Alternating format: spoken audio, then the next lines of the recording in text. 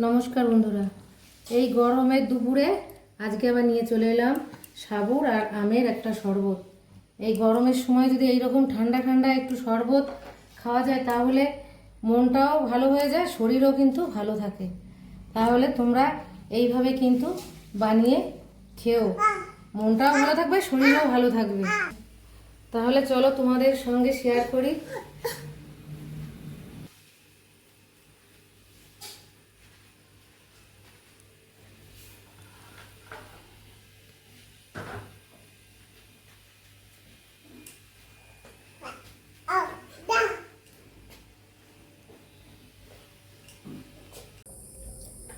এক কাপ সাবু নিয়ে নিয়েছি, এবার দিয়ে আমি রান্না করে নেবো সাবুটা আমি ভিজিয়ে রাখলাম না, একদম রান্না করে নিচ্ছি। সাবুটা আমার সিদ্ধ করা হয়ে গেছে, এবার আমি নামিয়ে নেব। আমি আরও ঠান্ডা জল অ্যাড করে দিলাম, এবারে আমি ছেঁকে নিচ্ছি।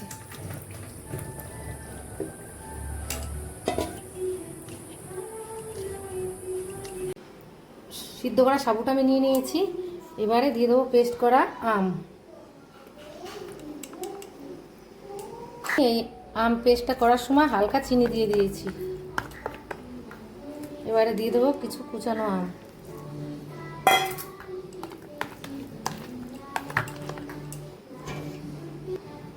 এবার দিয়ে দেবো গরম করে রাখা দুধ। এখন ঠান্ডা দুধটা আমি গরম করে রেখেছি।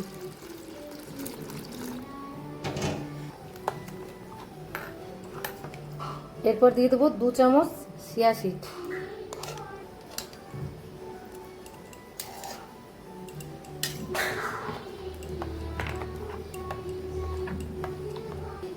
দিয়ে দেবো কিছু বেদানা ছাড়িয়ে রেখেছি।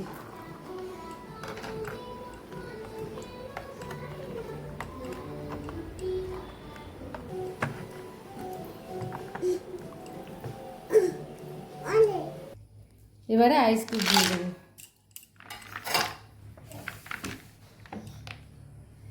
এই গরমের দিনে এইরকম যদি ঠান্ডা ঠান্ডা শরবত হয় তাহলে কিন্তু খেলে শরীরটা খুব ভালো থাকে। তাহলে সবাই এইভাবে বানিয়ে খেও, শরীর মন দুটোই ঠান্ডা থাকবে। আর আমার এই ভিডিওটি যদি ভালো লেগে থাকে তাহলে একটা লাইক কমেন্ট শেয়ার করে দিও।